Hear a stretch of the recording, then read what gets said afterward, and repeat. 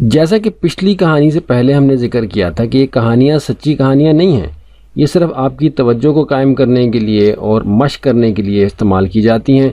दीगर अंग्रेज़ी कुतब में भी इस तरह की कहानियों का इस्तेमाल होता है। ज़ाहिर है कि ये फ़र्ज़ी कहानियाँ हैं आपके जहन को मुतवज्जो रखने के लिए और बेसिक लेवल के लर्नर्स की प्रैक्टिस को आसान बनाने के लिए। इस तरह की कहानियाँ अगरचे आमतौर पर छोटे बच्चों की किताबों में होती हैं, लेकिन असूली तौर पर कहानियाँ जो हैं वो सच पर मबनी होनी चाहिए, ऐसी फ़र्ज़ी कहानियाँ नहीं होनी चाहिए। अब जो कहानी है उसका नाम है एलिफेंट एंड फ्रेंड्स, यानी हाथी और उसके दोस्त। One day an elephant walking in a forest in search of friends. Friend दोस्त को कहते हैं, फ्रेंड्स यानी जमा। वन डे यानी एक दिन, एन एलिफेंट एक हाथी, वॉकिंग इन अ फॉरेस्ट जंगल में जा रहा था या चल रहा था, इन सर्च ऑफ फ्रेंड्स तलाश में दोस्तों की। One day an elephant walking in a forest in search of friends. इस जुमले को आप इसी तरह से दोहराएंगे, one day an elephant walking in a forest in search of friends. He saw a monkey on a tree. He saw a monkey on a tree. उसको दरख्त पर एक बंदर नजर आया। He saw a monkey on a tree. Will you be my friend? Will you be my friend? Asked the elephant.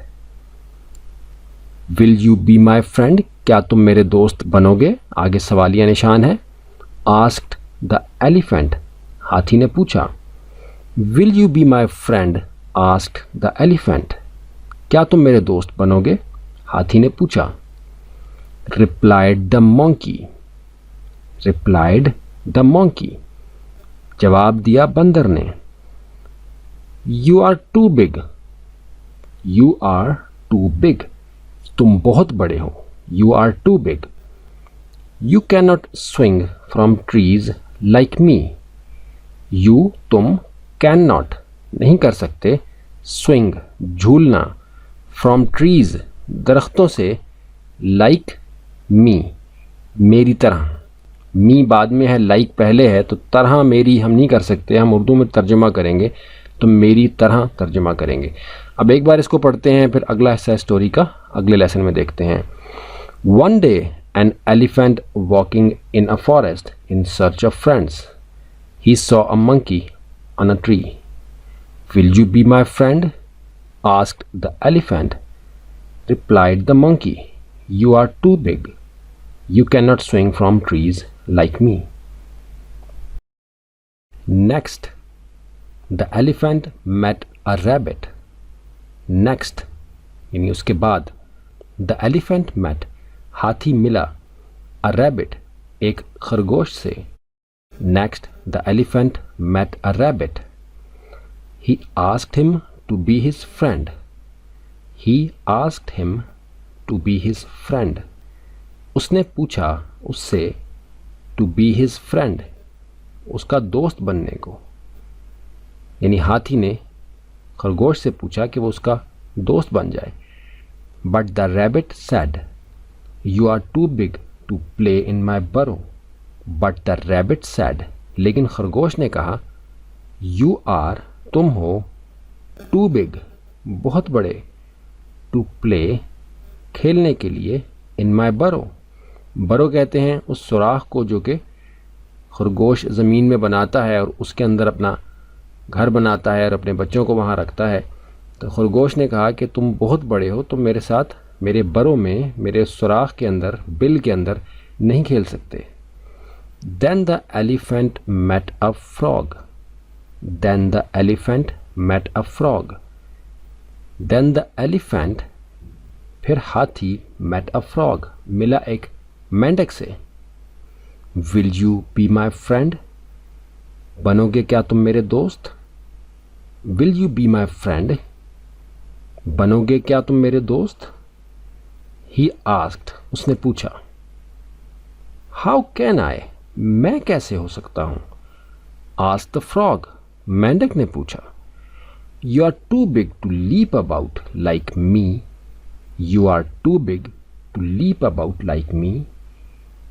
जैसे मेंढक छलांगे लगाता है तो उसने पूछा कि तुम बहुत बड़े हो, तुम मेरी तरह लीप नहीं कर सकते, छलांग नहीं लगा सकते। अब एक बार इसको दोबारा पढ़ लेते हैं। Next the elephant met a rabbit. He asked him to be his friend, but the rabbit said, "You are too big to play in my burrow." Then the elephant met a frog. "Will you be my friend?" he asked. "How can I?" asked the frog. "You are too big to leap about like me." The elephant was upset. He met a fox next. The elephant was, हाथी था, upset. Upset यानी परेशान था। He met a fox next, वो मिला लूमड़ी से उसके बाद, यानी बाद में वो एक लूमड़ी से मिला। Will you be my friend, क्या तुम मेरी दोस्त बनोगी? ही आस्क्ड द फॉक्स, उसने लूमड़ी से पूछा। The fox said, sorry sir, you are too big. Fox ने कहा, माजरत चाहती हूँ जनाब, sorry sir, you are too big, आप बहुत बड़े हैं। The elephant was upset. He met a fox next. Will you be my friend, he asked the fox. The fox said, sorry sir, you are too big, आप बहुत बड़े हैं। The next day the elephant saw all the animals in the forest running for their lives. The next day, यानी अगले दिन, the elephant saw, हाथी ने देखा, all the animals, तमाम जानवर, in the forest, जंगल में, running, भाग रहे थे, for their lives, अपनी जान बचाने को, for their lives, अपनी जान को, लफ्ज़ी मतलब होगा लेकिन मफहूम यह है कि अपनी जान बचाने को। The next day the elephant saw all the animals in the forest running for their lives. The elephant asked them what the matter is. The elephant asked them what the matter is. The elephant asked, हाथी ने पूछा, them, उनसे, what the matter is, मामला क्या है। The elephant asked them what the matter is. The bear replied, there is a tiger in the forest, he is trying to eat all of us. The bear, रीछ ने, bear कहते हैं रीछ को, the bear replied, रीछ ने जवाब दिया, there is a tiger, यहाँ एक टाइगर है, इन द फॉरेस्ट, जंगल में। ही इज ट्राइंग, वो कोशिश कर रहा है, टू ईट, खाने को, ऑल ऑफ अस, हम सब को, यानी रीछ ने जवाब दिया कि एक टाइगर आ गया है जंगल में जो हम सबको खाना चाह रहा है। The bear replied, there is a tiger in the forest, he is trying to eat all of us. The animals are running away to hide. The animals are running, जानवर भाग रहे थे, away, दूर, to hide, छुपने को। अब इसको पढ़ लेते हैं दोबारा से। The next day the elephant saw all the animals in the forest running for their lives. The elephant asked them what the matter is. The bear replied, there is a tiger in the forest. He is trying to eat all of us. The animals are running away to hide. The elephant wondered what he could do. The elephant wondered what he could do. The elephant wondered, हाथी हैरान था, what he could do, कि वो क्या कर सकता है। To save everyone in the forest. To save everyone in the forest. To save, बचाने के लिए, everyone, हर किसी को, इन द फॉरेस्ट, जंगल में। कि हाथी हैरान था इस बात पर कि वो क्या कर सकता है सबको बचाने के लिए। Meanwhile the tiger kept eating up whoever he could find। Meanwhile, जिसको कि हम उर्दू में कहते हैं कि इसी असना में, मीनवाइल, इसी असना में, द टाइगर यानी चीता, केप्ट ईटिंग अप, खाता गया, whoever, जिसको भी, he could find, वो तलाश कर सका। Meanwhile the tiger kept eating up whoever he could find। इसी असना में वो शेर या चीता खाता गया वो सब कुछ जो उसको मिल रहा था, यानी जिस जानवर को भी वो ढूंढ लेता उसको वो खा जाता।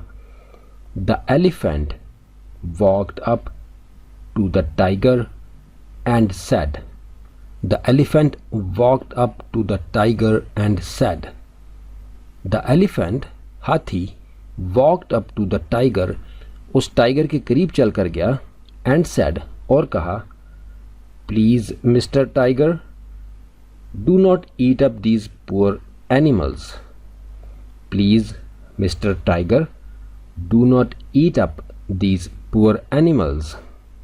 Please, बराए मेहरबानी, मिस्टर टाइगर, जनाब टाइगर या जनाब शेर या जनाब चीता, जो भी वो था, डू नॉट ईट अप, ना खाइए, दीज पुअर एनिमल्स। पुअर जो है वो गरीब के मानों में भी आता है, और यहाँ अगर हम इसका तर्जुमा करेंगे तो वो शायद बेचारा में होंगे, कि उसने कहा कि बराए मेहरबानी जनाब टाइगर, आप ना खाइए इन बेचारे जानवरों को। Mind your own business, growled the tiger. Mind your own business, आप अपने काम से काम रखें। ग्राउल्ड द टाइगर, टाइगर गुर्राया, ग्राउल्ड गुर्राने को कहते हैं। The elephant has no choice but to give the tiger a hefty kick। The elephant has no choice but to give the tiger a hefty kick।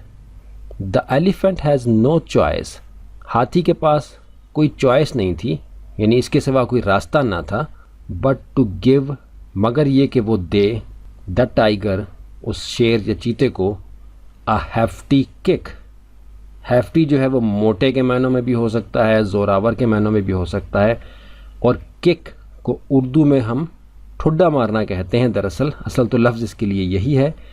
तो यहाँ ये कहा जा रहा है कि the elephant has no choice but to give the tiger a hefty kick, यानी उस हाथी के पास इसके अलावा कोई चारा ना था कि वो उस शेर को एक किक मार दे, hefty kick, जिसको कि हम ठुड्डा मारना भी कहते हैं।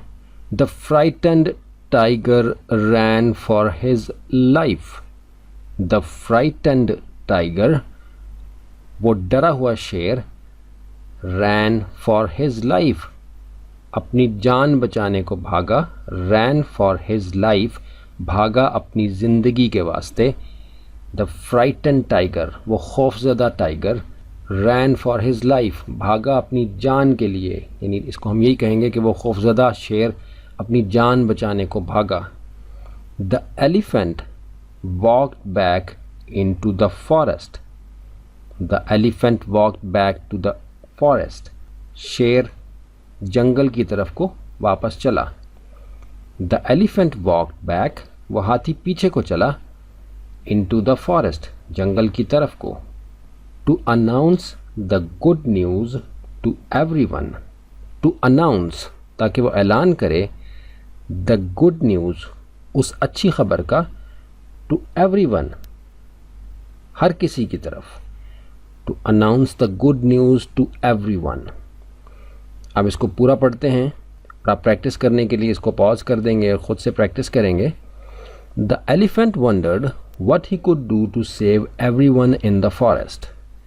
Meanwhile, the tiger kept eating up whoever he could find. The elephant walked up to the tiger and said, Please, Mr. Tiger, do not eat up these poor animals. Mind your own business, growled the tiger.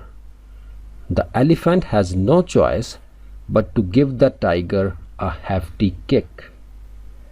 The frightened tiger ran for his life. The elephant walked back into the forest to announce the good news to everyone. अब इस story का आखिरी हिस्सा रह गया है, उसको भी हम अभी देख लेंगे बजाय कि हम उसको अलग लेसन में कवर करें। जी बस इतना सा। All the animals thanked the elephant. All the animals, सारे जानवरों ने thanked, शुक्रिया किया, the elephant, हाथी का।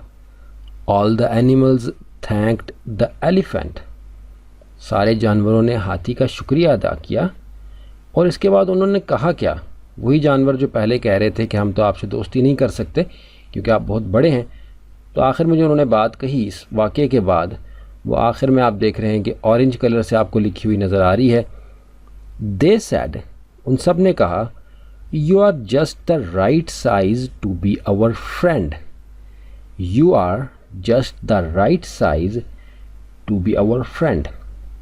आपको याद होगा कि जब हाथी खरगोश के पास गया और बंदर के पास गया और लोमड़ी के पास गया और मेंढक के पास गया तो उन सब ने क्या कहा था?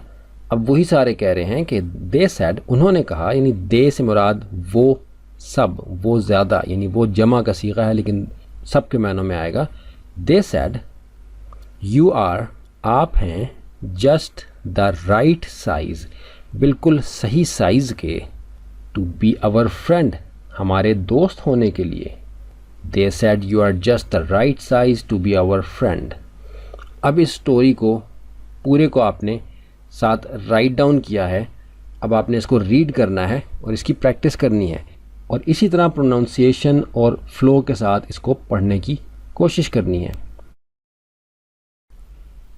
हमने पिछले कुछ लेसन्स में शॉर्ट स्टोरीज़ कवर की, यानी छोटी कहानियाँ। इस तरह की शॉर्ट स्टोरीज़ यानी छोटी कहानियाँ आपको इंटरनेट से बहुत मिल जाएंगी। आप बाकायदगी के साथ उनको पढ़ेंगे, ऊंची आवाज़ में, ताकि आप साथ सुन भी सकें और सही तरीके से प्रोनाउंस करने की प्रैक्टिस करेंगे। ये मश्क आपकी बाकायदगी से होनी चाहिए क्योंकि किसी भी सलाहियत को बेहतर बनाने के लिए बाकायदगी के साथ मश्क करना नहायत अहम है, जिसके हवाले से बहुत तफसील से हम पहले बात कर चुके हैं। अब आगे जो हम मौजू कवर करने लगे हैं उसका ताल्लुक़ आपकी ज़ुबान की मश्क के साथ है, जिसके ज़रिए से कि आपको अल्फाज की अदायगी और अपनी बात को रवानी के साथ कहने में मदद मिलेगी। इस हवाले से कुछ तफसील हम अगले लेसन में ज़िक्र करते हैं और फिर आगे अपनी मश्क यानी प्रैक्टिस को शुरू करते हैं।